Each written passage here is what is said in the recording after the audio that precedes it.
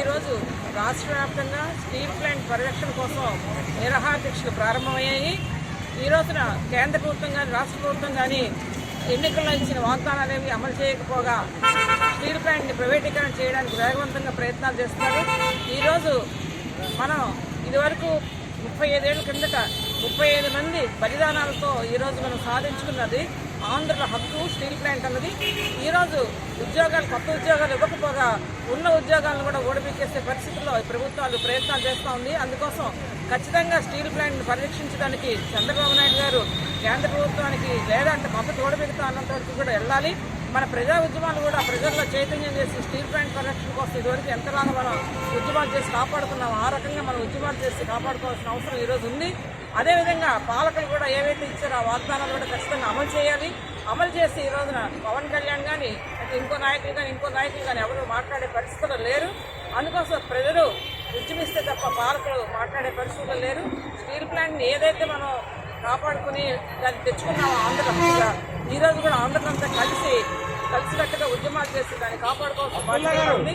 అందుకోసం సిఐటిగా ఈ రోజున ఉద్యమాలు చేయడానికి స్టీల్ ప్లాంట్ పరిరక్షణ కోసం ఏ ఉద్యమం అయితే ఆ ఉద్యమం కోసం ముందుండి కదులుతామని చెప్పి అంతవరకు కూడా లేదంటే ప్రభుత్వాలు దించే వరకైనా కదులుతాం. ఆ రకమైన ప్రభుత్వాలు కదిలేదాకా కూడా ఉద్యమాలు చేస్తామని చెప్పి ప్రభుత్వాన్ని హెచ్చరిస్తూ ఉన్నాం. స్టీల్ ప్లాంట్ని సెల్లో విలీనం చేయాలని చెప్పి ప్రైవేటీకరణ ఆపాలని చెప్పి కేంద్ర రాష్ట్ర ప్రభుత్వాల నిర్లక్ష్య వైఖరి నిరసిస్తూ ఈరోజు అఖిలపక్ష కార్మిక సంఘాల ఆధ్వర్యంలో శ్రీకాకుళం జిల్లా కేంద్రంలో విలీనేర దీక్ష చేపట్టడం జరిగింది.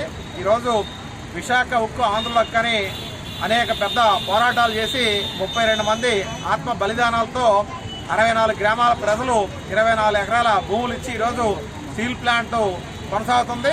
కేంద్ర ప్రభుత్వం కేవలం 5,000 కోట్లు పెట్టుబడి ఆ రోజు ప్రారంభానికి సమకూరిస్తే ఇప్పటి వరకు స్టీల్ ప్లాంట్ నుంచి 58,000 కోట్ల రూపాయలు ఈరోజు కేంద్ర రాష్ట్ర ప్రభుత్వాలకి పన్నుల రూపంలో స్టీల్ ప్లాంట్ చెల్లించడం జరిగింది. అలాగే ఈరోజు 3 బ్లాస్ట్ ఫర్నేస్లు ఉంటుండగా 2 బ్లాస్ట్ ఫర్నేస్లను మూసివేయించి 1 బ్లాస్ట్ ఫర్నేస్లోనే ఉత్పత్తి కొనసాగించడం జరుగుతుంది.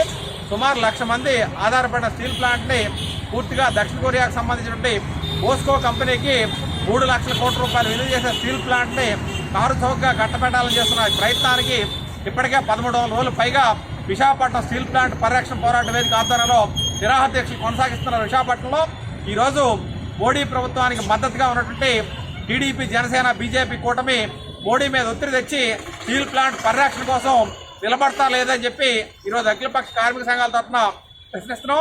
ఇప్పటికైనా సరే కేంద్ర రాష్ట్ర ప్రభుత్వాలు చిత్తశుద్ధితో స్టీల్ ప్లాంట్కి సంబంధించి సొంత గనులు కేటాయించి స్టీల్ అథారిటీ ఆఫ్ ఇండియా సెయిల్లో విలీనం చేయడం ద్వారానే ఈ సమస్యకి పరిష్కారం దొరుకుతుంది.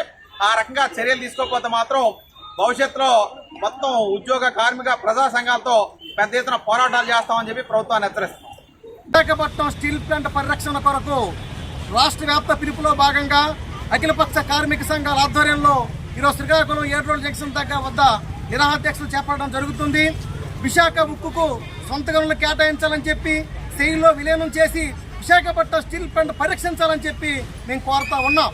విశాఖపట్నం స్టీల్ ప్లాంటు ఆంధ్రుల ప్రాణ బలిదానంతో, ఎమ్మెల్యేలు, ఎంపీల రాజీనామాలతో విశాఖ ఉక్కు ఆంధ్రుల హక్కు అంటూ పెద్ద ఎత్తున నిలదించి పోరాట ఫలితంగా సాధించుకున్నటువంటి సంస్థ విశాఖ స్టీల్ ప్లాంట్. ఈరోజు ప్రత్యక్షంగా, పరోక్షంగా 1,00,000 మందికి పైకి ఈరోజు ఉపాధి పొందుతూ ఉన్నారు. కేవలం కేంద్ర ప్రభుత్వం 5,000 కోట్లు కేటాయిస్తే ఈరోజు 50,000 కోట్లకు పైగా కేంద్ర రాష్ట్ర ప్రభుత్వాలకు పన్నుల రూపంలోనూ, డివిడెండ్ రూపంలోనూ ఈరోజు చెల్లించింది. మరి 3 లక్షల విలువైనటువంటి విశాఖపట్నం స్టీల్ ప్లాంట్ని 30,000 కోట్లకు, 40,000 కోట్లకు చౌకగా విదేశీ, స్వదేశీ కార్పొరేట్లకు, అంబానీ, అదానీ వంటి లేదా పోస్కో వంటి సంస్థలకు కట్టబెట్టాలని చెప్పి కేంద్ర బీజేపీ ప్రభుత్వం కుట్రలో పన్నుతా ఉంది. గత 3 సంవత్సరాల నుంచి మరి ఉద్యోగులు, కార్మికులు, ప్రజలు పెద్ద ఎత్తున పోరాడుతూ ఉన్నారు. ఈ ప్రైవేటీకరణ చేయకపోతే దీన్ని మూసేయాలని చెప్పి ఈరోజు కుట్రలో భాగంగానే 3 బ్లాక్ ఫర్నిచర్లు ఉంటే 2 బ్లాక్ ఫర్నిచర్ని మూసేసింది. సొంత గనులు కేటాయించడం లేదు. ఇప్పటికైనా సరే కేంద్ర బీజేపీ ప్రభుత్వం తన కుట్రలు మానుకోవాలని చెప్పి కోరుతా ఉన్నాం.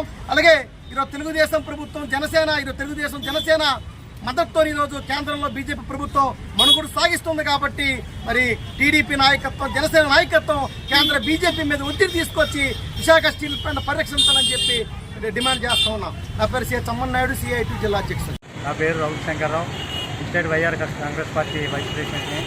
మరి ఈరోజు ఏదైతే ఈ కార్మిక సంఘాలు CIT ఆధ్వర్యంలో నడుస్తున్నటువంటి ఈ యొక్క స్టీల్ ప్లాంట్ ధర్నాని జయప్రదం చేయాలనే ఉద్దేశంతో ఇక్కడ రావడం జరిగింది. వారికి మద్దతు తెలపడం.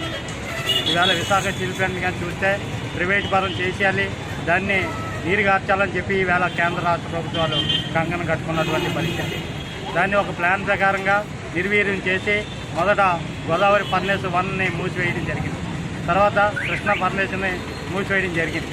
ఇప్పుడు గోదావరిని కూడా మూసేసి ఈ ప్లాంట్ని నిర్వీర్యం చేసేసి ఈ రాష్ట్రంలోని సరైనటువంటి ఉత్తరాంధ్రకి పెద్ద దిక్కైనటువంటి ఈ ప్లాంట్ను మూసేసి వచ్చేటువంటి తరంలో ఈ యొక్క SC, ST, BC రిజర్వేషన్ లేకుండా నీరుగార్చేయాలని చెప్పి కేంద్ర ప్రభుత్వ ఆలోచన తప్ప మరొకటి కాదు. మరి వీళ్ళు చూస్తే అనేక ఉన్నటువంటి ఆస్తులన్నీ కూడా అమలు చూపుతున్నారు. స్టీల్ ప్లాంట్ నిర్వీర్యం చేసేలా, నష్టాల్లోకి తోసేయాలా, దాన్ని ఏ విధంగా అయినట్టు అక్కడ ఉన్నటువంటి ఉద్యోగులు 500 మందిని నాగర్ కర్నూలు డిప్యుటేషన్ చేసేయాలా, 2500 మందిని VRS కింద తీసేయాలా. మొన్న కేంద్రంలో మీటింగ్ పెట్టినటువంటి కేంద్ర ప్రభుత్వం 3000 కోట్ల రూపాయలు మాత్రమే ఈ విశాఖకు కేటాయించింది. అందులో 2500 మంది VRS ఇచ్చేస్తే 1260 కోట్లు పోను, మిగతా 1750 కోట్లతో ఈ యొక్క స్టీల్ ప్లాంట్ రక్షించబడుతుందా అని మేము అడుగుతా ఉన్నాం. ఎలాగైనా సరే ఈ స్టీల్ ప్లాంట్ని సైడ్లో కలపండి, లేదా సరైనటువంటి మైన్స్ని కేటాయించండి, స్టీల్ ప్లాంట్ పరిరక్షించండి. స్టీల్ ప్లాంట్ని ప్రైవేటీకరణ కాకుండా ఆపాల్సిన బాధ్యత ప్రజలందరి మీద ఉంది. మేము దాన్ని ఖండిస్తూ ఉన్నాం. తప్పకుండా ప్రజలందరూ కలిసి రావాలి, ఈ స్టీల్ ప్లాంట్ రక్షించాలి, రానున్న తరానికి ఉద్యోగాల కల్పనలో ప్రముఖ పాత్ర పోషించాలని కోరుతా ఉన్నాం.